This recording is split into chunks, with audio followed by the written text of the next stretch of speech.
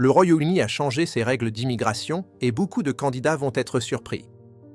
Ces réformes, prévues pour 2025 et 2026, visent à réduire l'immigration nette, à garantir l'équité et à stimuler la croissance économique. Dès le 2 avril 2025, les voyageurs n'ayant pas besoin de visa, y compris les citoyens de l'UE, devront obtenir une autorisation de voyage électronique, ou ETA, pour les courts séjours. Cet ETA coûte 10 livres sterling et est valable 2 ans, avec des applications possibles en ligne ou via l'application UK ETA dès le 5 mars 2025.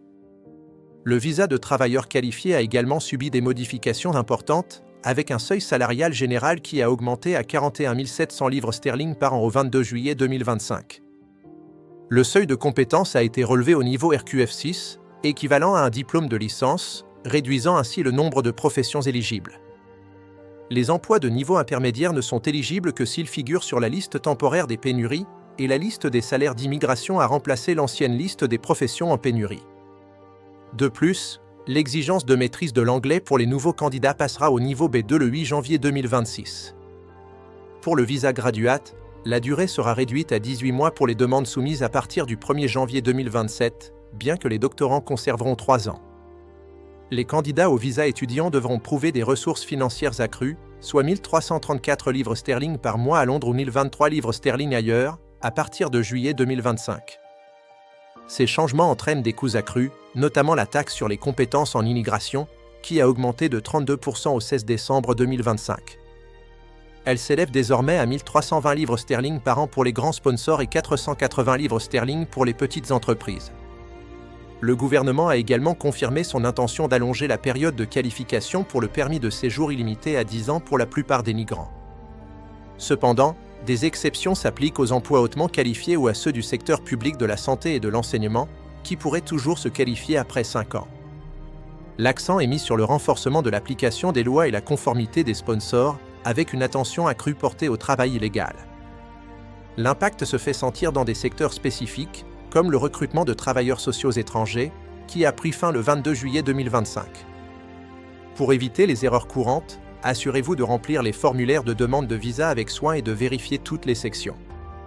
Fournissez tous les documents justificatifs requis, tels que les relevés financiers, les preuves de relation et les détails de l'employeur. Sélectionnez la catégorie de visa correcte qui correspond à vos intentions, qu'il s'agisse d'un visa touristique, étudiant, de travail ou familial. Ne négligez pas les exigences financières et fournissez des relevés bancaires à jour pour prouver votre capacité à subvenir à vos besoins. Respectez les délais et soumettez vos demandes bien à l'avance pour éviter tout problème. Enfin, soyez toujours honnête et transparent dans toutes vos déclarations. Les profils ayant les meilleures chances de succès incluent les travailleurs hautement qualifiés, en particulier ceux qui gagnent plus de 50 270 livres sterling. Ceux qui travaillent dans les secteurs de la santé publique et de l'enseignement peuvent également avoir des avantages. Le visa Global Talent offre une plus grande liberté aux personnes reconnues dans les domaines de la science, des arts ou du numérique. Les diplômés STEM indiens peuvent bénéficier de 3 ans de validité de visa de travail après leurs études. Pour les étudiants internationaux, il est crucial de prouver la couverture des frais de scolarité et de subsistance. La maîtrise de l'anglais est également essentielle, avec des exigences allant de l'IELTS 5.5 pour les études de premier cycle à 6.0 ou plus pour les études supérieures. Les documents requis incluent un passeport valide, une confirmation d'acceptation pour les études, une preuve de fonds et une preuve de maîtrise de l'anglais. Ces changements reflètent l'engagement du gouvernement britannique à contrôler l'immigration et à prioriser les travailleurs qualifiés. Est-ce que ces changements rendent l'immigration au UK plus difficile ou plus claire selon vous ?